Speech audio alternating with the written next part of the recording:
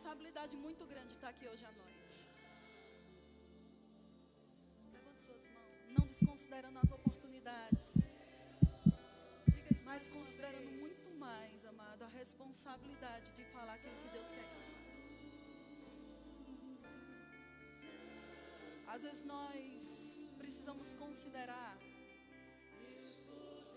a seriedade que é de trazer e ser portador da palavra de Deus. Aleluia.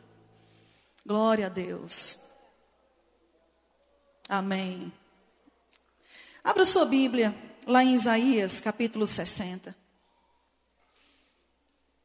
Nós estamos numa noite onde nós vamos celebrar algo que mudou nossa vida, amém?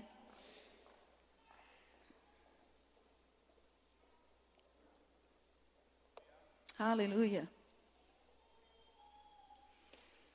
Sabe, queridos, nesses últimos dias, nós vamos ouvir ministrações de uma maneira muito direcionada e específica para os últimos dias.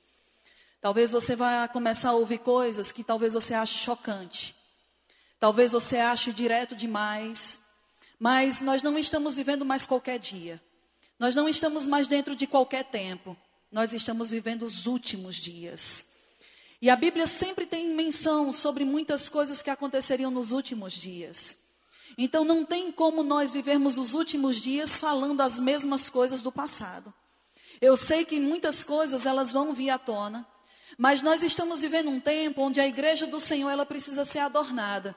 E igreja adornada significa que quem vai fazer e estabelecer essas coisas não é mais a nossa própria vontade.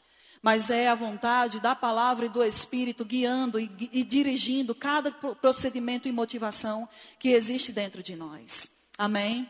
Existe uma ação de Deus na nossa vida. E existe uma ação do Espírito Santo nesses últimos dias para como árvore que tem um monte de frutos.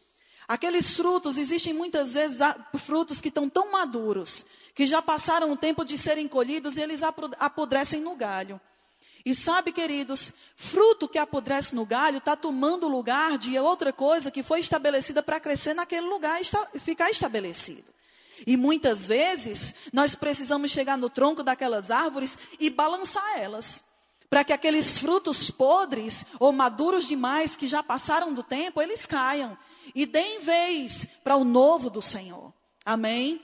Olhe para a pessoa que está do seu lado e diga para ela, Deus quer fazer coisas novas na sua vida. Amém?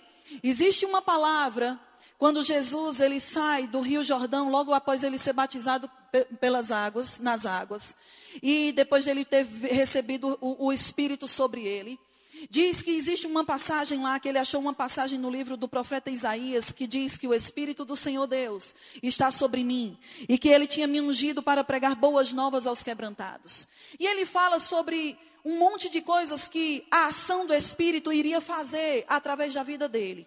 E uma delas seria anunciar a vingança do Senhor, o dia da sua vingança. E eu quero te dizer uma coisa, eu sei que a igreja tem passado por muitas situações e muitas pressões nesses últimos dias. Mas eu quero te dizer que está chegando o dia da vingança do Senhor para a sua igreja. 2, amém. 3, 1, glória a Deus. Eu vou dizer de novo, está chegando o dia da vingança do Senhor para a sua igreja.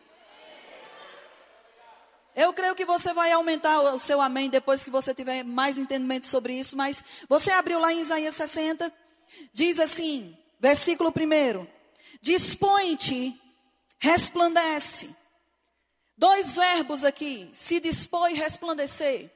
Então isso aqui não é função de Deus fazer na nossa vida, isso é uma função nossa. Diga, isso é função minha. Olhe para a pessoa que está do seu lado, diga, dispõe-te. Diga, acorda. Diga, resplandeça. Diga, brilhe. Isso tudo são funções nossas. Nos dispor, nos levantar para resplandecer. E ele diz, por quê? Porque vem a tua luz e a glória do Senhor nasce sobre ti. A glória do Senhor é a presença de Deus manifesta no nosso meio. Amém? É quando, amados, aquilo que Ele é, aquilo que Ele tem, aquilo que Ele pode, entra em ação na nossa vida. Se manifesta no nosso meio. E Ele diz, e por que isso vai acontecer? Ou por que isso tem que acontecer? Ele diz, porque eis que as trevas cobrem a terra. e a escuridão os povos, mas sobre ti. Olhe para a pessoa que está do seu lado, diga sobre ti. Diga, está falando com você. Ele diz, aparece resplendente o Senhor, e a sua glória se vê sobre ti. Amado, se você não fica feliz com a notícia dessa, você precisa nascer de novo. Eu vou ler de novo.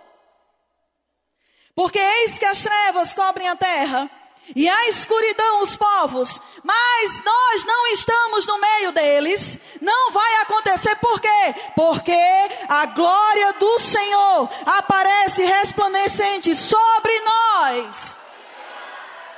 Diga, eu não vou ser engolido pelas trevas. Diga, eu não vou ser envolvido pela escuridão. Diga, eu vou ser alcançado pela manifestação da glória do Senhor.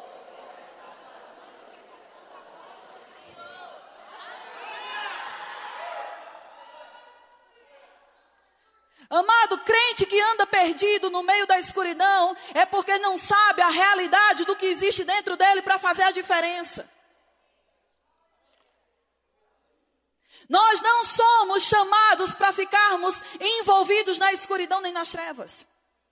Escuridão fala de falta de direção, fala de confusão, fala de falta de percepção, fala de falta de suprimento, fala de insuficiência, amados, porque você nem sabe para onde você vai, nem o que você tem, você simplesmente anda tateando por aí. Mas ele está dizendo que isso é uma realidade do que está acontecendo nos últimos dias. Diz que as trevas estão cobrindo a terra. O que é que nós estamos vendo? Liga a televisão. Acessa as mídias, acessa, amado, internet, tudo que nós vemos são trevas, explosão de trevas cobrindo a terra. De todas as formas, de todas as maneiras. Mentalidades totalmente distorcidas e corrompidas, que tentando arrebanhar o maior número de pessoas para andar em escravidão da cegueira. Porque a Bíblia diz que o Deus desse século cega o entendimento dos incrédulos. Mas,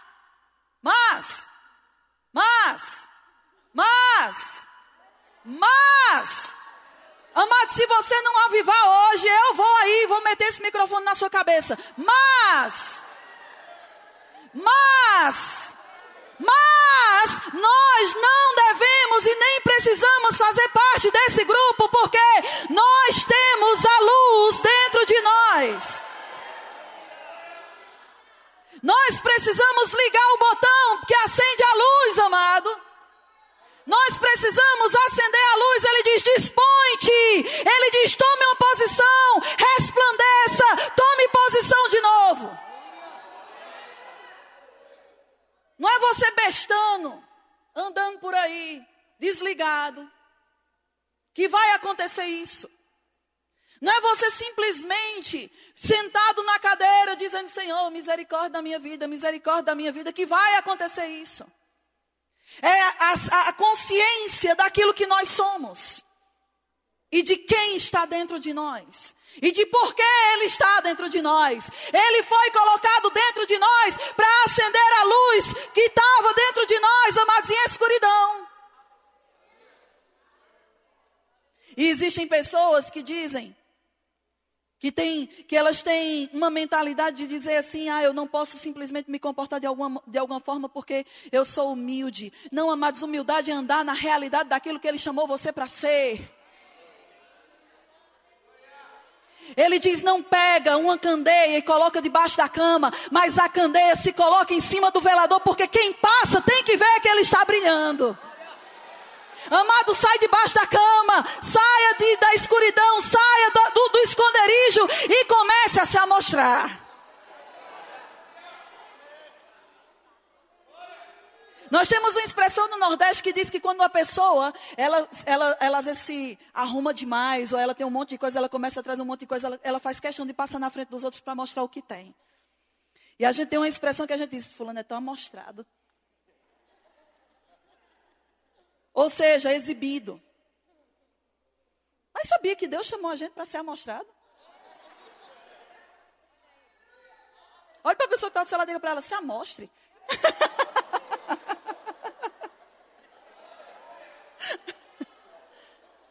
Por quê? Porque você vai colocar os apetrechos da nova criatura e você vai começar a mostrar paz, alegria, domínio próprio, perseverança, fidelidade. E amados, isso vai fazer a sua vida brilhar no meio da escuridão.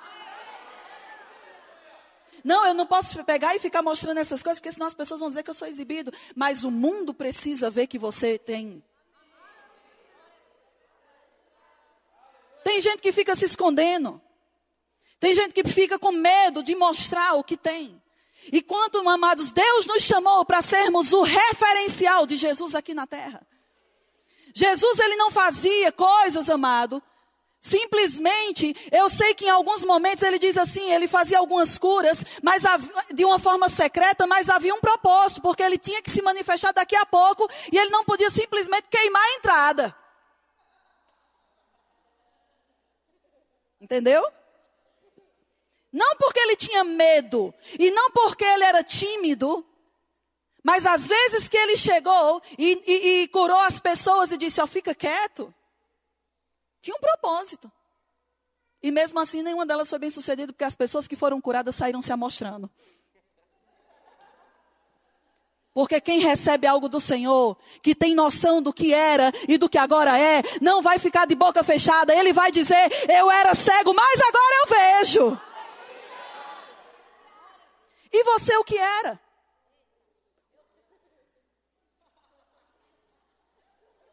O que você era?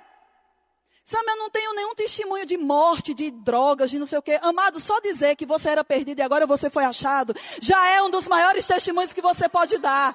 Que você era depressivo e que você agora anda em paz. O quantidade de pessoas que tem aí hoje sofrendo de depressão que precisam ouvir o que você era e o que Jesus fez por você.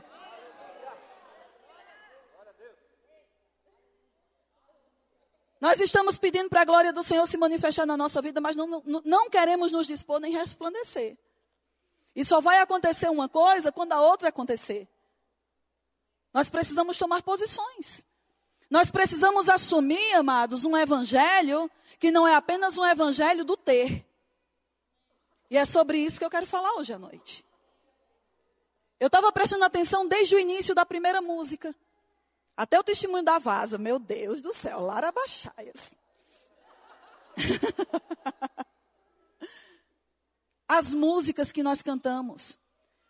O Espírito está nos direcionando para quê? Para focarmos nele. Nele, nele, o tempo inteiro. Agora abra sua Bíblia lá em Malaquias 3. Não vou falar sobre dízimos e ofertas.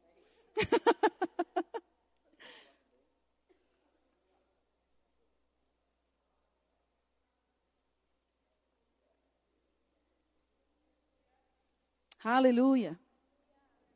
Diga, eu sou luz. Eu vou brilhar.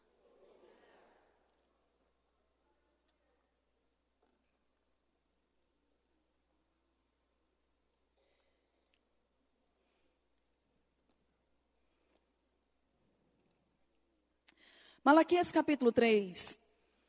O contexto é dízimos e ofertas. E o Senhor estava falando para aquelas pessoas que eles estavam roubando a Deus.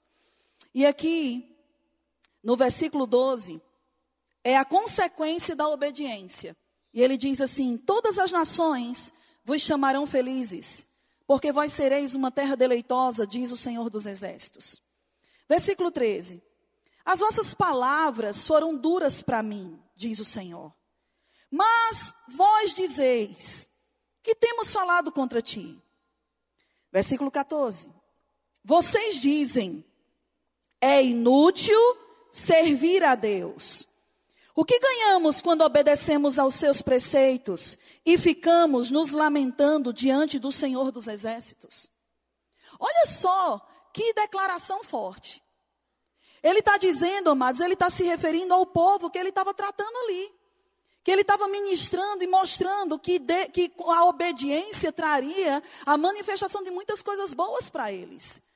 E eles abrem a boca para dizer que era inútil servir a Deus, que era inútil obedecer os seus preceitos, que era inútil ficar lamentando. Esse lamentando era tipo de orações que eles faziam. Sabe por que muitas vezes as pessoas estão com esses questionamentos? E essas pessoas estavam com esses questionamentos. Olha só o que ele diz no versículo 15. Ele diz: por isso agora consideramos felizes os arrogantes, pois tanto prosperam os que praticam o mal, como escapam ilesos os que desafiam a Deus. Olha só que coisa forte. Queridos, talvez você nunca tenha dito isso com a sua própria boca. Mas nesses últimos dias, o Espírito Santo e a palavra de Deus, ela vai ser como um antivírus no nosso coração. Porque muitas vezes nós estamos colocando base no comportamento externo das pessoas. E o Deus vai pesar os corações. Nós falamos tanto sobre um procedimento, mas precisamos falar também sobre motivações que estão regendo os nossos procedimentos. E muitas vezes por fora, nós parecemos aqueles crentes santos, consagrados, que amamos ao Senhor porque estamos na igreja. Mas Deus conhece as motivações, os pensamentos e os questionamentos que estão dentro do nosso coração. Aqui, ele está falando de pessoas que faziam parte do povo dele. E ele diz que essas pessoas estavam cogitando e dizendo coisas que era inútil servir a Deus. E por que era inútil servir a Deus? Porque eles começaram a comparar as obras que eles estavam realizando com a impiedade do povo lá fora. E eles estavam dizendo: olha, que valor tem a gente estar fazendo tudo isso se eles estão prosperando e a gente não? Você está entendendo? Eles estavam considerando mais as pessoas lá fora e o que estava acontecendo na vida deles do que propriamente o que Deus é. Existem algumas coisas que nós precisamos pesar de por que nós estamos servindo a Deus.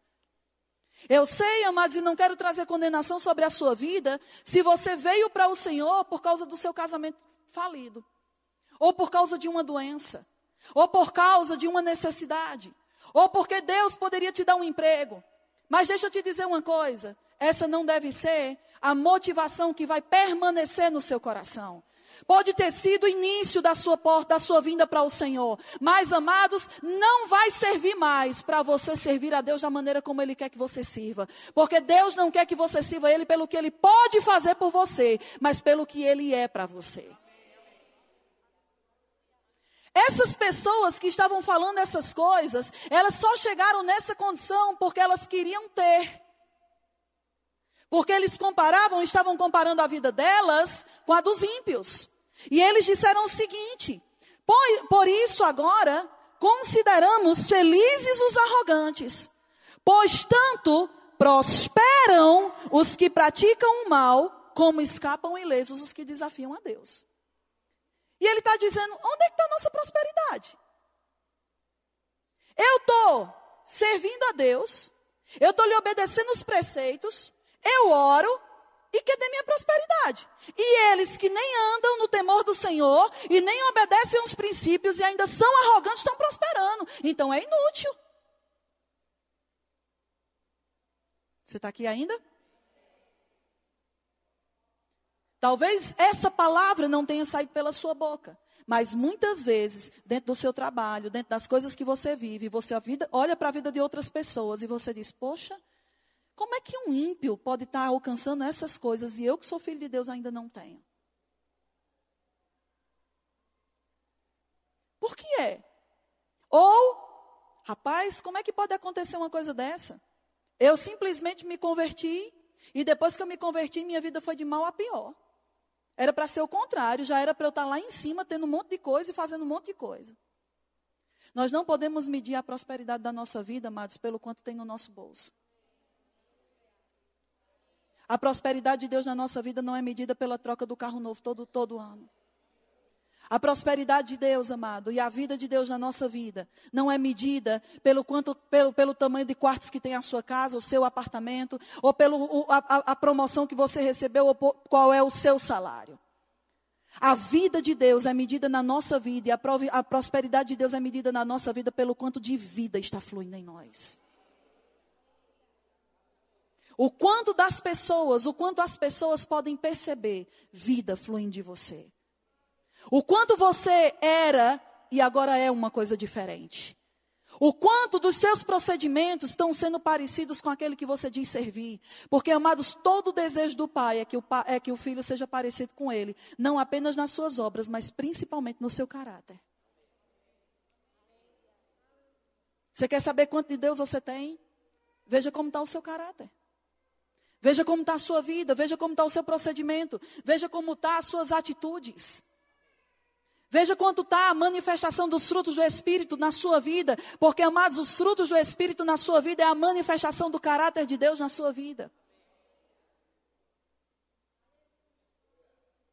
O que é temer a Deus? Olha só o que ele continua dizendo aqui. Ele diz, versículo 16. Deus estava falando sobre um grupo até o versículo 15. Aí, versículo 16, ele diz assim. Depois, outro grupo já. Aqueles que temiam o Senhor conversaram uns com os outros, e o Senhor os ouviu com atenção. Foi escrito um livro como memorial na sua presença, acerca dos que temiam o Senhor e honravam o seu nome. Aí ele diz, no versículo 17, no dia em que eu agi, diz o Senhor dos Exércitos, eles quem? Os que honraram e temeram. Eles serão o meu tesouro pessoal. Eu terei compaixão deles, como um pai tem compaixão do filho que lhe obedece. Então vocês verão novamente a diferença entre o justo e o ímpio, entre os que servem a Deus e os que não servem.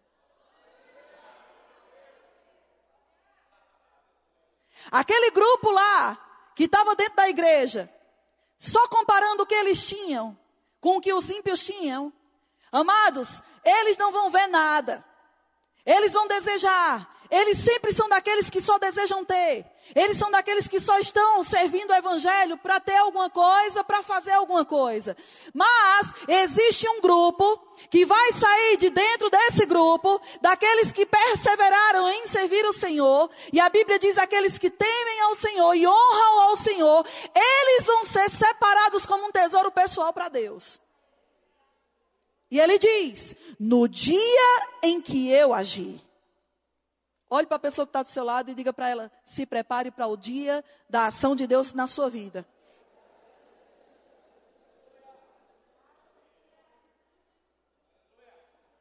Oh, meu Deus.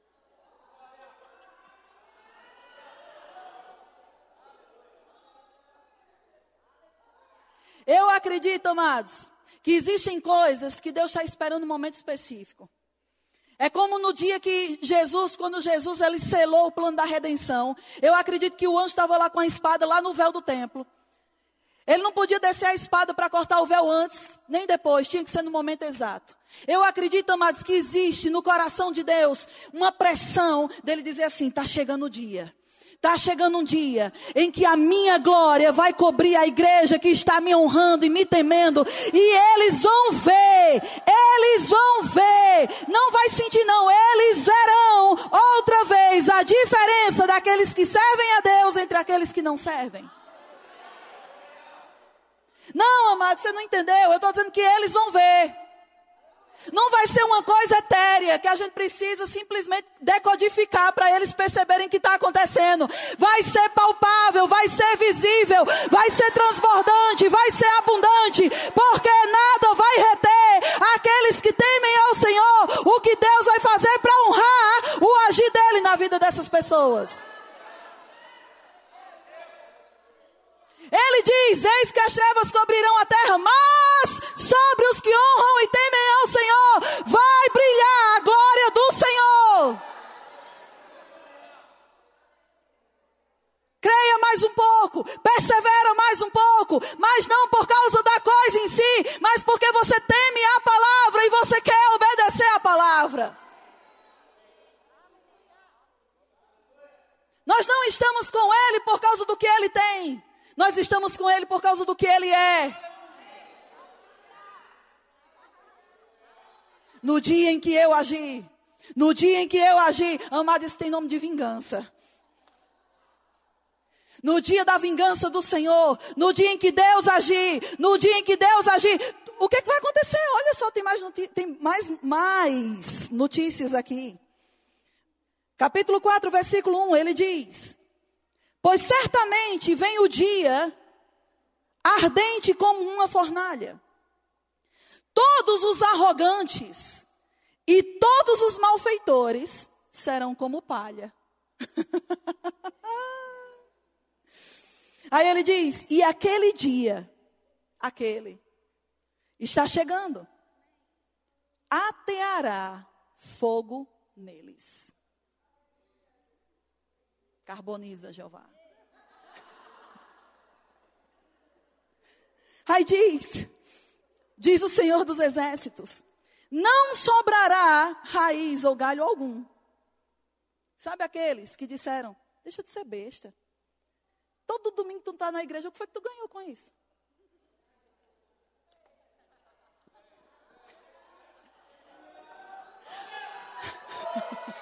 A Bíblia diz que eles são palha. A Bíblia diz que eles são palha. Aquelas pessoas que estão dizendo para você: ei, deixa de ser besta, tu está enricando bolsa de pastor, para de dar dízimo e oferta, eles estão te roubando. Palha. Eles são palha. Eles são palha. Sabe aquelas pessoas que estão dizendo assim: rapaz, tu é muito bobo, tu está vendo aí, tu vendo tudo na igreja envolvido, ninguém nem te reconhece. Palha. Palha. De que adianta ser fiel? De que adianta tanto tempo despendido dentro da igreja? De que adianta, às vezes você vai lá limpar aquela igreja, ninguém nunca te pagou nada? De que adianta isso? Palha. Palha. Ei, os arrogantes. O que é arrogante? Aqueles que são direcionados pelos seus próprios pensamentos altivos, de vaidade, que querem apenas fazer algo para benefício próprio. A Bíblia diz que eles são palha. Palha. Todos aqueles que se levantam contra os princípios e os preceitos de Deus, que você está temendo e se esforçando para honrar o Senhor, dizendo: pai, eu não vou andar na carne, porque você disse que bênção é andar no Espírito. Pai, eu não vou amaldiçoar, porque você disse que eu devo liberar bênção. Pai, eu não vou me vingar, porque você disse para perdoar. E aqueles que dizem que você é bobo, que você é besta, eles são palha.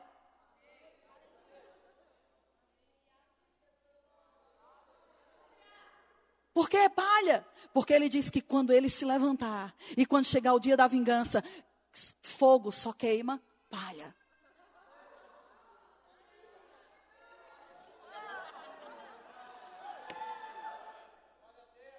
A Bíblia diz: envergonhados e confundidos sejam todos aqueles que se levantam contra você. E sabe por que eles vão ser? Porque eles são palha. E no dia que Deus agir, o fogo de Deus, a glória de Deus vai queimar, amados, o que é palha. E ele não está falando apenas para ímpios, não. Ele está falando também para os arrogantes que estavam dizendo que inútil era servir a Deus. Para pessoas que muitas vezes estão dentro da igreja incentivando rebelião, insubmissão, e está incentivando leviandade nas coisas do Senhor. Palha!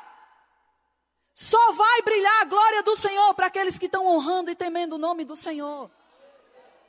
Pessoas que estão dizendo: olha aí, 5 anos já no banco, tu tem chamada ministerial, ninguém não te deu nenhuma oportunidade, nem para dar um aviso ainda. De que adianta ser tão obediente? Palha.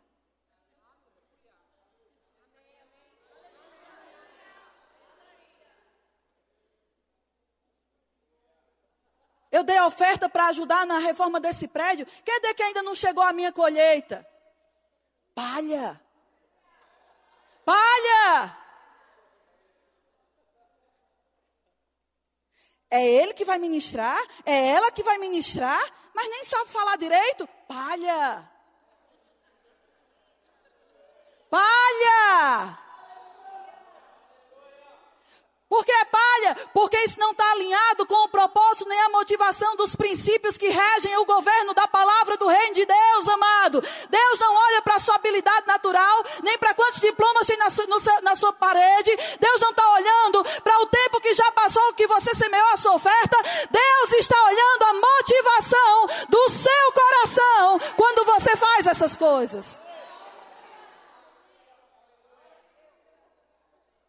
E eu acredito até que em algumas situações existe um tempinho que Deus deixa você um pouquinho de molho para poder mostrar o que está dentro de você. Porque ninguém mostra quem é sem estar debaixo de pressão. Pressão, amado, não é só o diabo que traz, não. Você pode trazer pressão para a sua vida também. Porque quando você tenta colocar pressão determinando como vai ser, quando vai ser, por quem vai ser, você está determinando algo que não é da sua autoridade.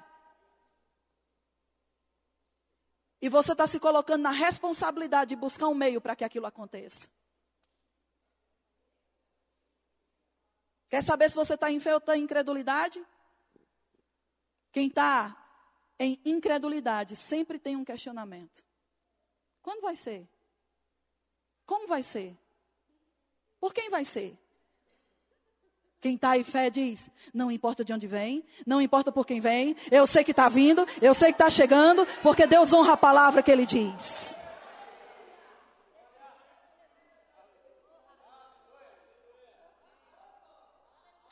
A Bíblia fala, amados, tem outra passagem lá, não precisa abrir lá, em 1 Coríntios capítulo 3, que fala que o fogo viria sobre determinadas coisas. Ele fala sobre palha, sobre madeira, sobre pedras preciosas. Diz que o fogo vai vir sobre todos. Só que, dependendo da estrutura que você tem, se for palha vai ser fulminado, mas se for pedra preciosa, vai queimar apenas as impurezas para brilhar mais. O mesmo fogo, causando situações diferentes. Para aqueles que honram ao Senhor e temem ao Senhor, vai trazer a vingança do Senhor. Para aqueles que estavam dizendo para você que não valia a pena servir a Deus. Olhe para a pessoa que está do seu lado e pergunte para ela, você é palha ou é pedra preciosa?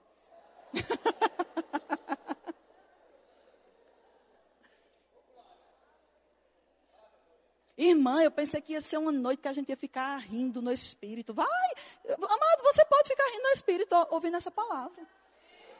Pela fé. E sabe por quê? Porque nós não vamos celebrar a ceia do Senhor indignamente, com as nossas motivações totalmente contraditórias, amado. Apenas com a aparência de crentinho bonitinho, limpinho, com cheiro de nuvem. Mas com as nossas motivações fedendo. Aleluia. Continua dando glória, aleluia. Por quê? Porque existem, eu costumo dizer o seguinte, existem 2 níveis de santificação. O nível primário de santificação é quando você chega do mundo dentro da igreja. E esse nível eu chamo de porta larga.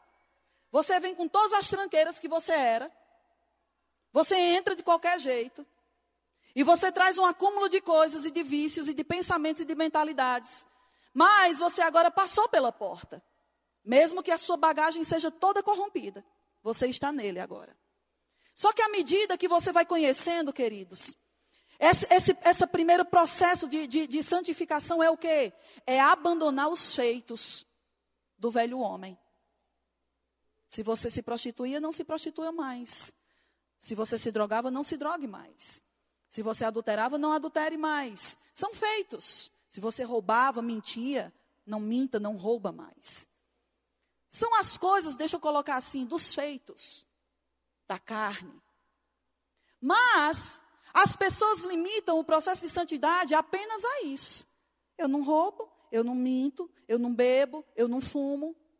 E acha que isso é suficiente para viver uma vida reta diante de Deus. Só que existe um nível mais, amado, profundo de santificação. Que é quando o conhecimento vai chegando. E à medida que o conhecimento vai chegando, e o seu entendimento de quem Deus é e do quem você é, ele se abre. E aí você começa a entender como é que Deus pensa. E aí você agora vai para o processo mais sublime de santificação, que é o quê? Das motivações. Porque os feitos e os procedimentos por fora já estão na maioria das vezes bem alinhados. Você está vindo para a igreja, você não vai mais para o mundo, você não participa mais das coisas que o mundo participa. Mas isso não significa que por dentro também já está ajustado. Porque se fosse assim, amados, Deus não traria dizendo para a gente sempre estar renovando a nossa mente e com a palavra de Deus para que a gente não se amolde às coisas. Porque todo dia nós somos bombardeados com informações para distorcer essas verdades dentro de nós. E o que é que vai fazer com que esse processo de santificação mais sublime seja, vamos dizer assim, completado? São exatamente a nossa exposição das nossas motivações diante do Senhor. Por que eu estou fazendo isso? Qual é a minha motivação em estar aqui? Por que eu estou envolvido nisso? Como eu estou semeando?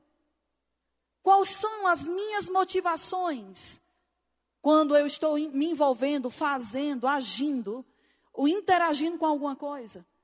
Quando você começar a fazer as perguntas para você mesmo, você vai começar a encontrar respostas que muitas vezes vão te dar surpresa.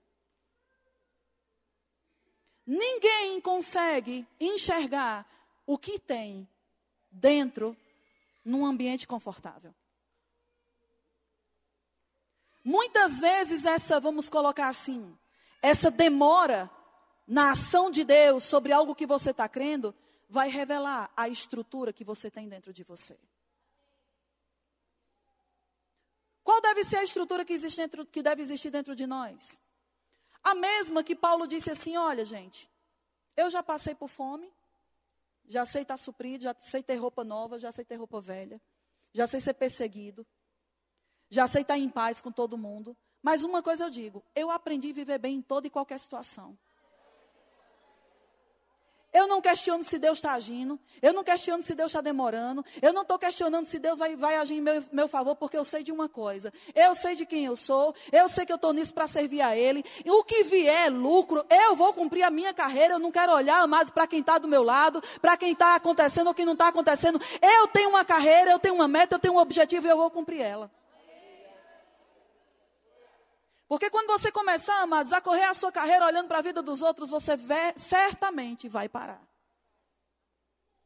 Você vai parar. Por quê? Porque comparação, ela sempre vai trazer um sentimento ou de inferioridade ou de superioridade. E todos os dois têm poder de parar a sua vida, porque são pesos. Ou você vai olhar para alguém e vai ver, nossa, eu estou bem na fita, nossa, olha o que eu tenho, olha a roupa que eu estou vestindo, olha, eu sou isso, eu já tenho isso, eu já for aquilo, e olha fulano. Ou você vai simplesmente ter uma atitude de superioridade, de inferioridade.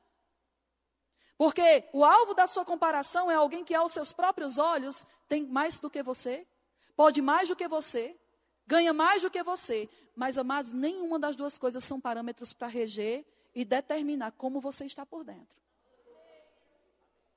E sabe por quê? Porque a carreira é individual. A carreira é específica. O que Deus tem para a minha vida não é a mesma coisa que tem para a vida do pastor Neemias. O que Deus tem para a minha vida não é a mesma coisa que tem para a sua vida. Nós corremos juntos, mas a corrida é individual. Cada um dará contas de si mesmo diante de Deus. Você não pode simplesmente usar, amados, a vida do outro como vamos dizer assim, como parâmetro de igualdade. Você pode usar como parâmetro no que ele está andando na palavra, mas não para imitar e fazer as mesmas coisas que ele está fazendo, porque a chamada, a vocação, o propósito é diferente. Talvez, amado, Deus te chamou para ter uma casa de 4 suítes, e talvez a outra pessoa Deus chamou para ser missionário numa tribo na África, onde tudo que ela vai ter é uma rede, glória a Deus e aleluia, dentro de uma oca, evangelizando para uma daquelas tribos lá no meio.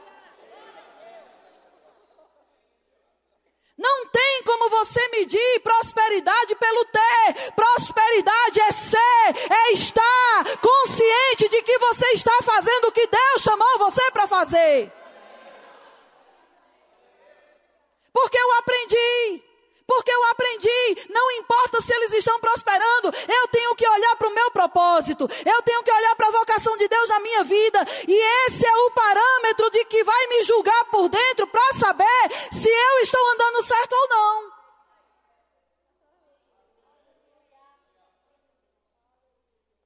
Sabe, queridos, eu sei que existem muitas coisas que a gente tenta colocar todo mundo dentro de uma regra. Mas nós temos que parar com isso, porque as pessoas são diferentes, e as situações também são diferentes, e as unções também são diferentes. Você sabia que pastor Neemias não é pastor Eliezer? Então pare de cobrar dele aquilo que ele não é. Um amém, um aleluia, um glória a Deus. Alguém dá mais?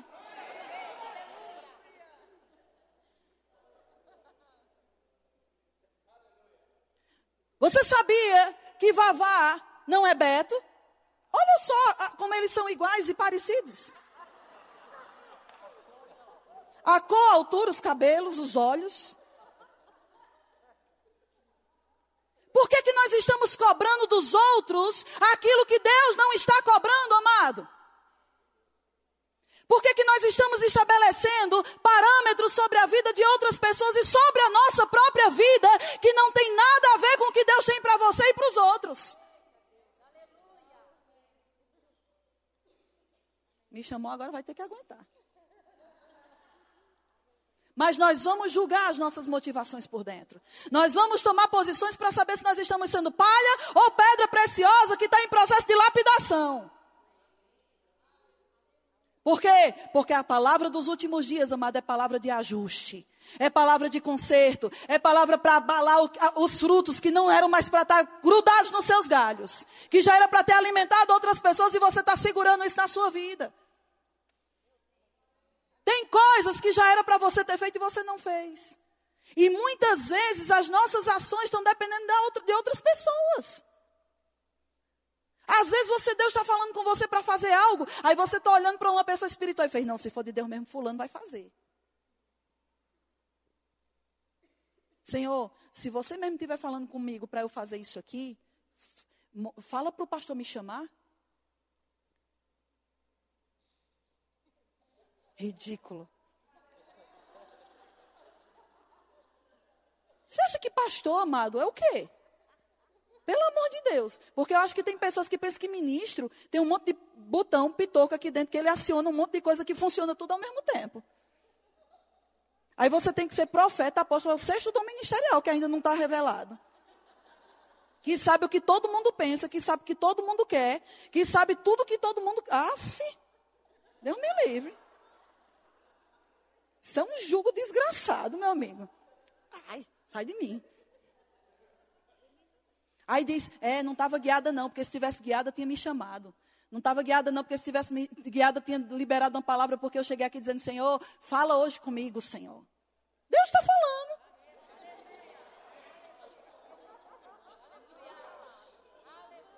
É porque por você não estar ouvindo o Espírito dentro de você, Ele está falando através do microfone para todo mundo, porque aí você vai ouvir melhor.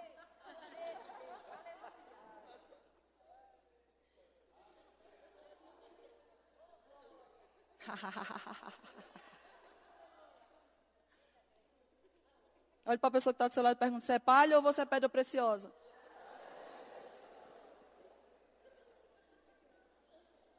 Nós queremos que Deus execute a sua vingança sem estar fazendo o que Ele disse para a gente fazer.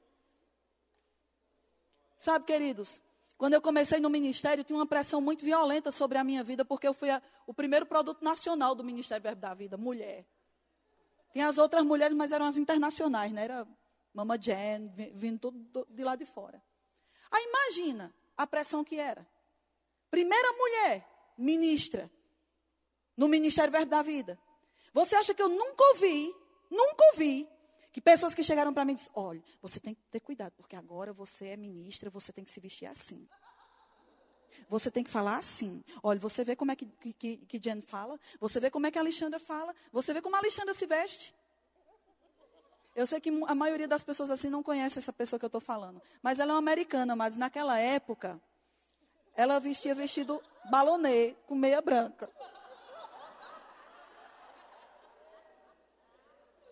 E quer saber, eu comecei a usar meia branca. Fique quieto. Por quê? Por causa da pressão. Porque todo mundo dizia que para ser ungido, para ser mulher de Deus, eu tinha que usar meia branca. Eu disse, se é para ser mulher de Deus, eu uso.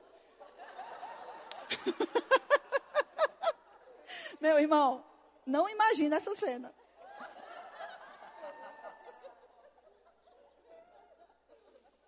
Nós, às vezes, estamos tentando trazer coisas sobre a nossa vida que não tem nada a ver conosco.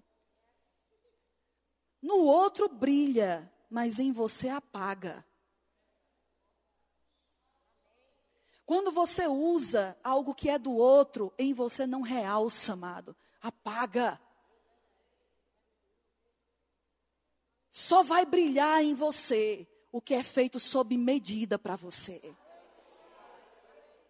Não importa se você grita ministrando, não importa se você fala manso, não importa se você, amado, anda para lá e para cá, não importa se você fica atrás do púlpito, não importa se você está lá atrás ou se está aqui na frente. Seja você em Deus, seja você correndo a carreira que Ele chamou você para correr, do jeito que Ele estabeleceu para você ser. Não do seu jeito, mas do jeito dEle em você. Porque só vai ter beleza, amado, se você assumir quem Deus chamou você para ser. Existe uma graça para você ser você em Deus. Até mesmo para transformar você em áreas que você ainda não tem. Mas que Ele quer que você tenha. E isso vai fazer, amados, com que quando você aceitar o propósito de Deus para a tua vida, e você entender que não importa o que você possui, mas o que você é, existe uma graça que flui, existe um poder que coopera, existe uma unção que pega junto com você e que te mantém firme naquele lugar, amado, para aguentar o tranco e as pressões quando vierem as comparações e as pressões do tempo e de como vai ser e de quando vai ser. Mas não se preocupa, permanece fiel, permanece temendo ao Senhor, permanece honrando ao Senhor, porque o dia da vingança do Senhor está chegando sobre a sua vida. E sabe por quê? Porque vai brilhar, vai brilhar, vai brilhar, amado, vai brilhar e a glória do Senhor vai ser vista sobre você. E aquilo que você estava crendo e perseverando vai explodir, vai romper. E não há quem contenha quando Deus agir manifestando a palavra dEle sobre você. Mas não porque você está ansioso e não porque você está dizendo, Senhor, olha o que eles estão dizendo contra mim. Amado, não é sua função dar ouvidos para aquilo. Para de ouvir, para de ver o que não é da sua conta. Para de ver quem trocou o carro. Para de ver quem chegou com um sapato novo. Para de ver quem foi colocado e dado a oportunidade. Olha para dentro de você e veja se você está sendo e fazendo o que Deus chamou você para fazer. Esse é o seu parâmetro, esse é o seu referencial.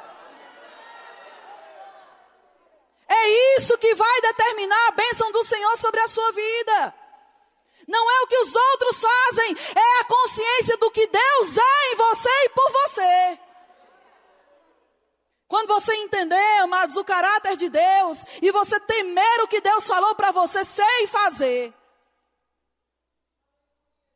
e você perseverar nisso, e você diz, mas irmã Sâmia, é tão pouco, amado, não existe pouco, não existe pequeno, não existe fraco, não existe insignificante dentro do propósito de Deus.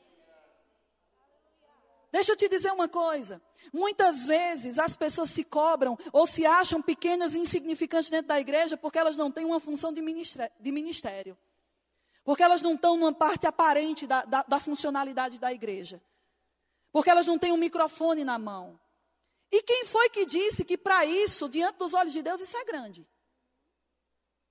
Onde é que está escrito? Isso é apenas mais uma função dentro do corpo de Cristo. E quer saber? Não que seja maior, mas com mais responsabilidade. Porque uma coisa que você faz nos bastidores, poucas pessoas veem. Mas uma coisa que você faz aqui na frente, todo mundo vê. Você tem que pesar a sua vida muito mais. E aí o que acontece? Nós temos que entender. Certa vez eu estava lendo aquela passagem que diz assim, quando Jesus está explicando sobre algumas coisas, ele diz assim, se você for fiel no pouco, sobre o muito te colocarei. E um dia eu disse, Senhor, o que é ser fiel no pouco? Porque o pouco é algo relativo. Você concorda comigo que pouco, muito, bonito, feio, grande, pequeno, alto e baixo é relativo? O que é grande para mim pode ser pequeno para você. O que é caro para mim pode ser barato para você. Dependendo da condição que você tem, dependendo da perspectiva que você tem. Então, como é que nós podemos julgar o pouco? Se Deus diz, o que é o pouco? Se você for fiel no pouco. Então, se o pouco é relativo, então quem é que pode determinar uma coisa exata?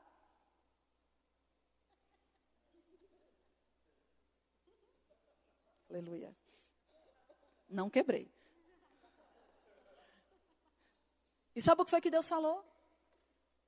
O pouco é tudo aquilo que aos seus próprios olhos parece insignificante.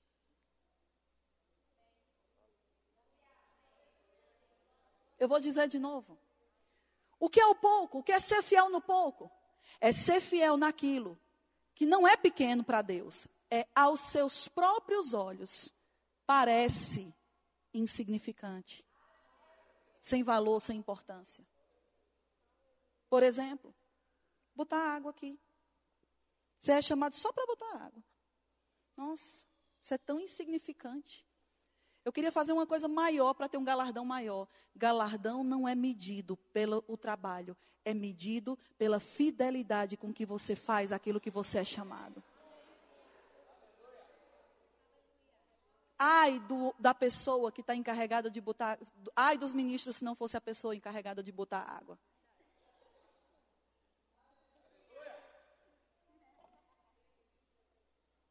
Insignificante? Aos olhos de quem? Porque para o pregador isso não vai ser insignificante. E para Deus muito menos. Muito menos. E muitas vezes, amados, nós estamos correndo a carreira, esperando o reconhecimento, esperando os galardões. Sempre estamos sendo guiados pelo ter e pelo fazer. E muitas vezes estamos fazendo para ter. Mas deixa eu te dizer uma coisa. O ter e o fazer só serão dentro do que Deus tem para a sua vida, se em primeiro lugar você for. Ou seja primeiro. Porque todo o resto vai ser fruto da tua vida com Deus. Amém? Todas as pessoas que estão se levantando nessas condições são pessoas que estão frustradas dentro da igreja. Porque tiraram os olhos do alvo. Porque tiraram os olhos de Deus e colocaram os olhos e as respostas delas no que pessoas podem fazer. E eu vou te dizer, amado, se é para você depender de pessoas, volta para o mundo. Você veio para Jesus por uma causa. Você servir a Ele, reconhecendo que Ele é o Senhor da sua vida e agora Ele é o seu dono, e Ele agora é o seu provedor, Ele agora é a sua fonte, agora todas as coisas são por Ele, para Ele, tudo vem por meio dEle. Então, amados, é Ele sempre e Ele sempre. Se Deus quiser usar pessoas, Ele vai usar, mas os seus olhos não devem estar em ninguém, a não ser naquilo que a palavra de Deus diz. A nossa confiança vem do Senhor, a nossa torre forte é o Senhor, o nosso nome que nós podemos nos abrigar é do Senhor, não é do seu pastor, não é do seu irmão, e nem é daquele irmão da igreja que tem dinheiro. Confia no Senhor. Depende do Senhor, ame ao Senhor, confias, coloque sua força, coloque sua confiança nisso, porque senão você será frustrado. Pessoas brigam na igreja ou não deixam de ter alguma coisa, elas saem, elas abandonam. Eu pergunto, o que era que Deus tinha a ver com isso? Que culpa Deus teve do problema que aconteceu com você, entre você e aquela outra pessoa? Ah, mas ele era crente mais tempo do que eu. Problema seu, amado, de tirar os olhos do Senhor e colocou naquela pessoa. Eu acho é pouco do que aconteceu para você aprender a não confiar nas pessoas. Irmã, você está dizendo para não confiar nas pessoas? Estou. Deus não disse para você ficar confiando nas pessoas, Deus disse para você confiar nele. Eu não estou falando de confiança, de você olhar atravessado para o irmão. Eu estou colocando de você colocar sua fé. Quebrou a cara porque quis. Porque sempre Deus falou para você, confie em mim, olhe para mim, dependa de mim, persevere em mim. E não, amado, nas propostas que você andou ouvindo por aí. Aleluia.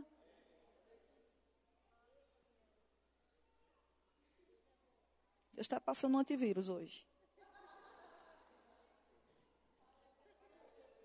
Olha só.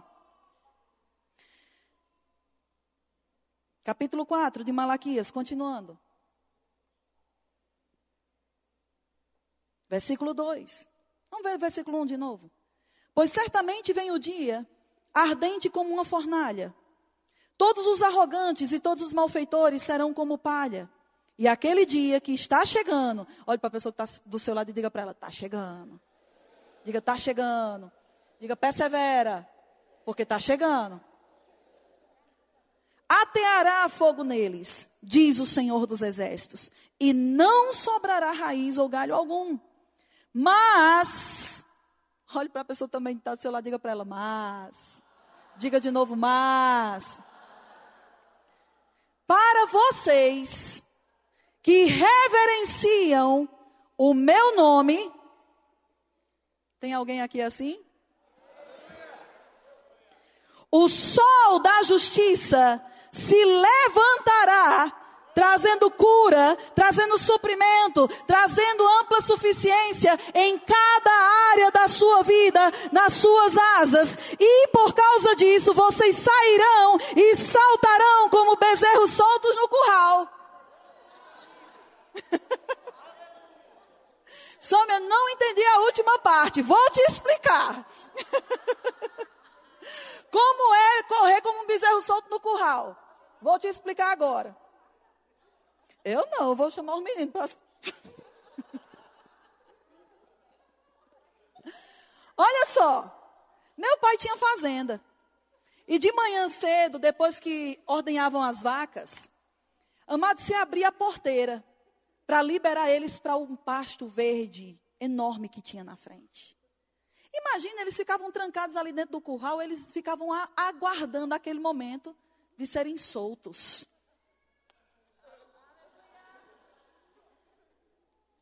Ai, meu Deus. Irmão, vocês têm que entender que eu falo por parábolas. Vocês têm que captar logo. Vocês estão tudo dentro de um curral.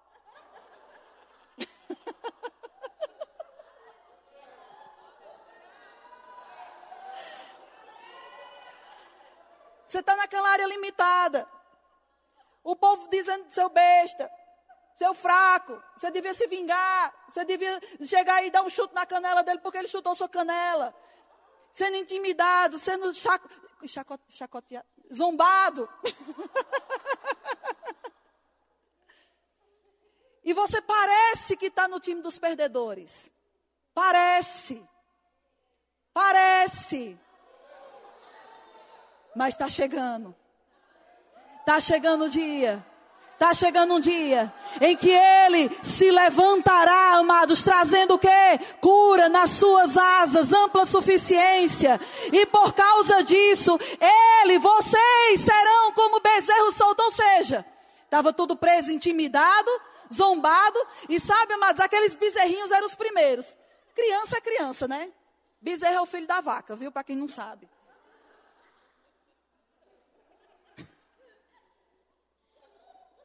Não, vem cá, Vavá, vem cá. Vem cá, Beto. Vem.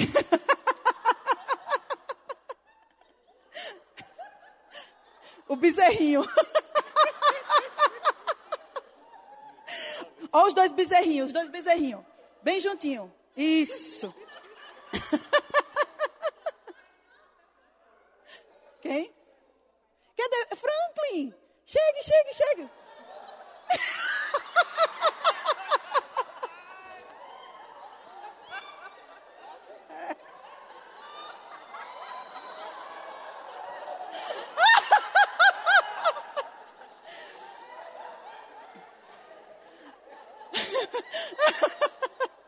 Aí vê só, as crianças já estão tudo de buchinho cheio, porque já mamaram.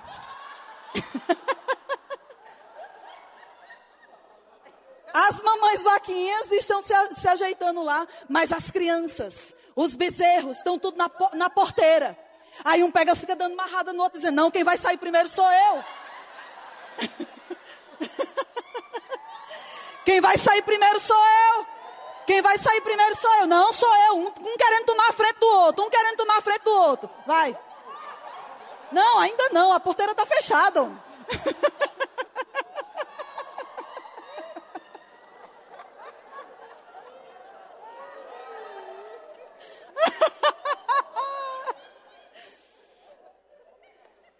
Quando o dia da vingança chega, amado, eles ficam, quem vai primeiro sou eu. Não, sou eu. E um querendo tomar a frente do outro, Quando a porteira abre, Quando a porteira abre e Deus executa a justiça e o juízo, amado, trazendo cura nas suas asas e estabelecendo o fogo que vai manifestar a glória do Senhor, os bezerros correm.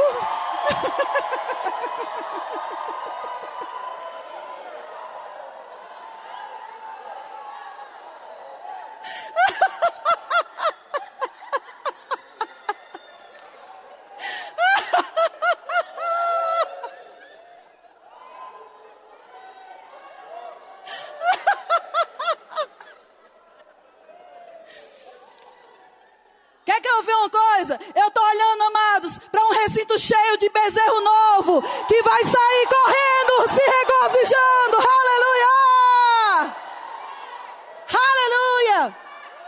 Eu vou te dizer uma coisa, se você nunca correu, querido, é bom você tirar essa bola de ferro que está prendendo seus pés, porque o dia da carreira chegou. Saindo dos embaraços, saindo das ofensas, saindo dos pesos, saindo das comparações, saindo dos julgamentos, saindo das motivações erradas e ficando livre para correr, amado, porque a tua redenção está chegando.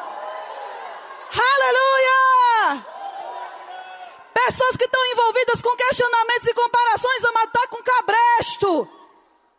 A porta se abre, mas está preso. Mas, amado, quem está livre não espera quem começa, porque ele mesmo vai ser, ele diz, eu vou ser o primeiro, eu vou ser o primeiro, eu vou ser o primeiro.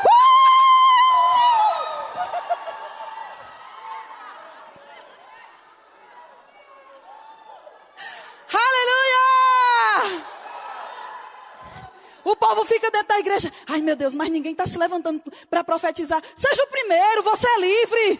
Ninguém está se levantando para rir, seja o primeiro, você é livre. Amado, você não precisa ver, você já tem a certeza de que isso vai acontecer. Quem anda em fé, amado, com a motivação certa, não fica pensando no que os outros vão pensar.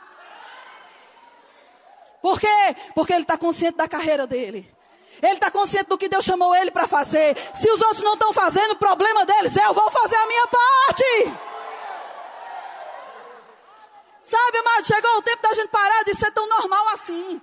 Chegou o tempo da gente ser tão lógico assim. Sai de dentro da caixa.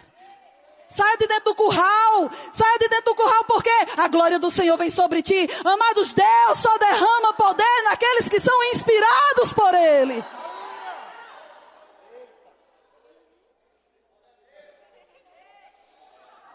Não acredite que você anda em fé se você está agindo normal.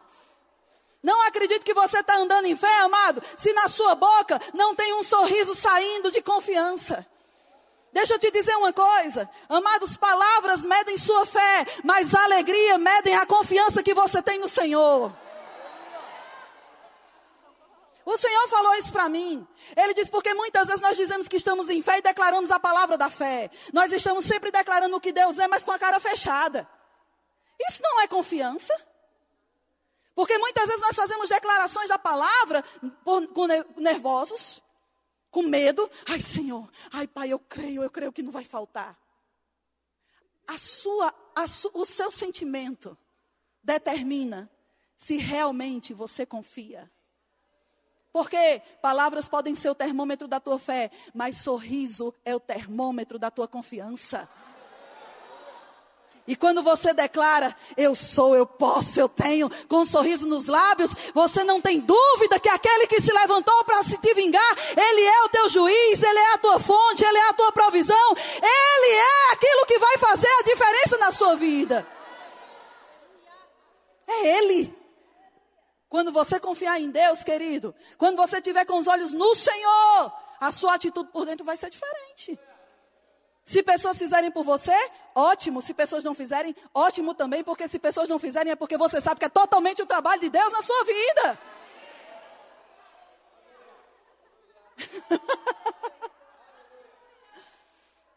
Se você está em fé, e você fez todos os princípios direitinhos da palavra, e você fez petições e aquilo não chegou, é porque não era para aquele tempo. Ninguém fala sobre isso. Mas muitas vezes nós não abrimos mão de nós estarmos insistindo numa coisa que Deus está dizendo que não é para agora. E isso faz com que a nossa alegria vá embora muito rápido. Porque ficamos com uma fé frustrada. Só que muitas vezes nós estamos orando sem perguntar a Deus. É para agora? É isso que você tem para a minha vida? Por quê? Porque, amados, muitas vezes os motivos das nossas orações são egoístas. E não propositais. Propositais não, do propósito de Deus. Nós temos que viver em função do propósito. E não em função dos nossos desejos. Isso é temer a Deus. Eu entendo o que Deus tem para mim. Entendi? Então agora eu tenho parâmetros. Eu agora tenho critérios. Porque vamos supor que eu vou ser aquela missionária na África. Eu já sei, amados, que eu não vou pedir uma casa e me estabelecer aqui. Porque não está fora do propósito. Eu agora vou fazer com que o propósito reja a minha vida. E não tem como você descobrir o propósito de Deus sem você se esvaziar de você e permitir que Deus estabeleça a vontade dele na sua vida. O jeito dele.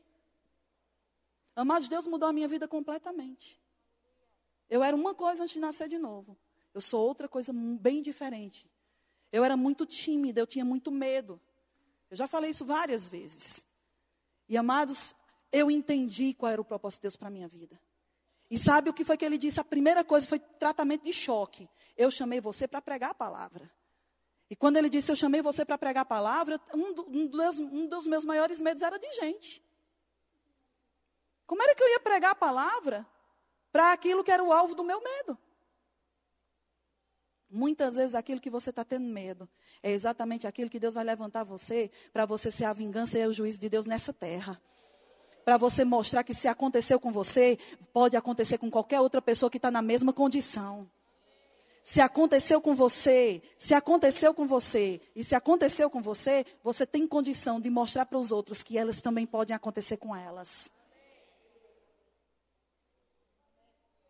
Hoje, o que rege minha vida e minhas decisões não é a minha vontade. Porque, mas se fosse pela minha vontade, muita coisa seria diferente. Mas quando eu penso em coisas, quando eu penso em lugares, e quando eu penso em ações, e quando eu penso até mesmo em coisas que eu quero trazer para a minha vida, eu penso, Senhor, isso está alinhado com esse propósito? Isso encaixa? Deixa eu te dizer uma coisa. Às vezes, amados, a gente tem que abrir mão de coisas que a gente quer, e muito. Mas é como eu te disse, quando a gente se encaixa dentro do que Deus tem, aquilo não vai ser peso. Dói na hora da decisão, mas depois vem uma graça que nos supre, que nos preenche.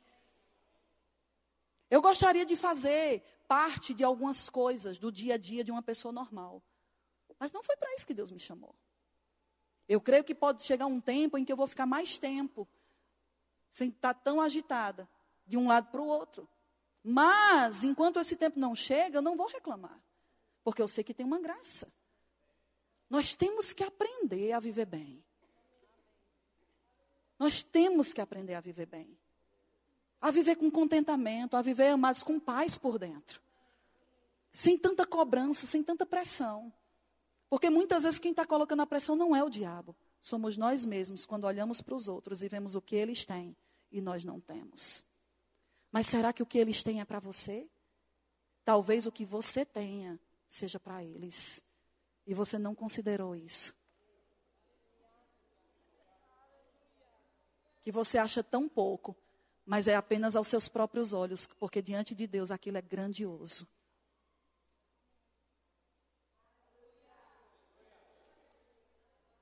Vai brilhar.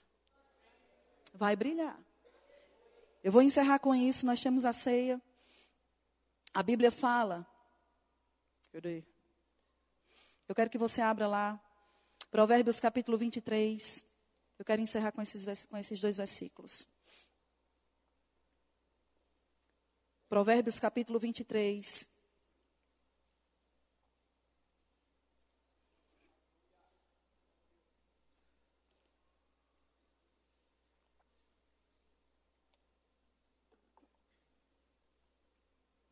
Versículo 17, quem encontrou, diga, eu sou pedra preciosa.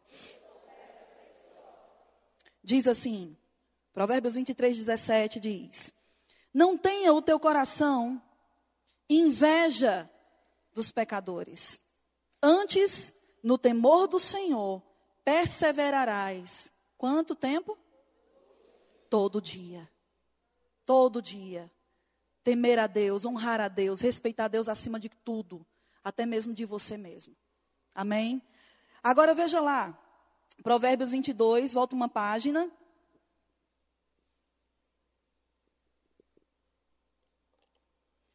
Provérbios 22, versículo 4. Diz assim: o galardão, diga galardão. O que é galardão? Presente. Ele diz: o galardão da humildade e o temor do Senhor são riquezas e honra e vida. Não se preocupe em ter, se preocupe em temer. Porque quem teme ao Senhor, certamente no caminho do temor, você vai encontrar riquezas, honra e vida. Não inverta as prioridades. Não inverta os alvos, querido. O nosso alvo é amar ao Senhor acima de todas as coisas. Ao ponto de, se você nunca for dado uma oportunidade, você continua amando ao Senhor? Se você nunca tiver aquilo que você deseja, você vai continuar servindo ao Senhor? Se você nunca alcançar aquilo que você deseja, você continuará servindo ao Senhor? Paulo disse: eu aprendi a viver bem, com ou sem, tendo ou não tendo, indo ou não, porque o meu alvo não é essas coisas. E isso é bônus, amado. O meu alvo e o meu galardão é conhecer Ele e o poder da sua ressurreição. O nosso alvo é conhecer a intimidade do Senhor. Ele diz, a Bíblia fala que o temor do Senhor é o princípio da sabedoria. E o que é o princípio? Por que ele está dizendo que para você conhecer Deus, você primeiro tem que temer? Porque o temor é o que te dá acesso a conhecer o caráter de Deus. É o princípio do conhecimento. Sem você temer a Deus, você nunca vai conseguir alcançar o que realmente Deus é. Você não conhece o caráter de uma pessoa pelo que ela tem. Porque muitas vezes tem pessoas ruins que têm muita coisa boa. De possessão. Isso não significa que ela tem um caráter bom. Nós não nos conhecemos pelo que temos. Nós nos conhecemos pelo que somos. Amém? Ame ao Senhor, independente de. Agora, claro, queridos, a própria palavra de Deus diz que quando você busca a Deus, Ele é galardoador daqueles que te buscam, que o buscam. Nossa busca nunca vai deixar de ter galardão, mas não é o nosso alvo. Amém? Existe uma expressão que ela não é bíblica doutrinariamente. Deixa eu colocar assim. Mas ela é certa na intenção. É quando toda aquela desgraça acontece com Jó. Que o diabo vem, toca nos bens, toca nos filhos, destrói tudo que ele tem. E aí a esposa doida dele diz assim: oi, de que adiantou? Você temer a esse Deus aí, você servir a ele. Amaldiçoa esse Deus e depois morre. E sabe o que é que Jó diz? Sua louca. Louca. Porque nós não medimos fidelidade de Deus por essas coisas. Porque muitas vezes o causador dos males na nossa vida, amados, primeiro, nunca vai ser Deus. E se aconteceu ou não aconteceu, independente de. Quando as pessoas ficam dizendo, olha, você serve tanto e não aconteceu, olhe para ele e diga, seu louco, eu não sirvo ao Senhor por causa disso.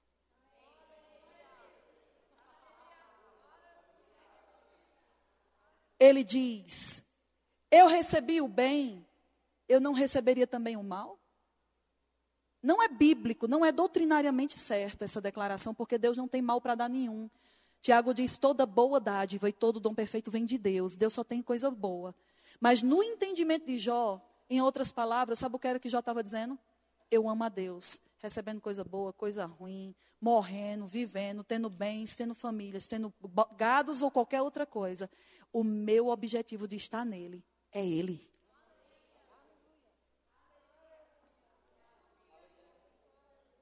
O nosso objetivo de estar aqui é Ele. É Ele. Tendo ou não tendo, indo ou não indo, entrando no chamado ou não, é Ele. tendo sapato novo ou não. É Ele. Ele diz, ainda que Ele me mate, nele eu continuo confiando. Nele eu continuo confiando. Amém. Aleluia.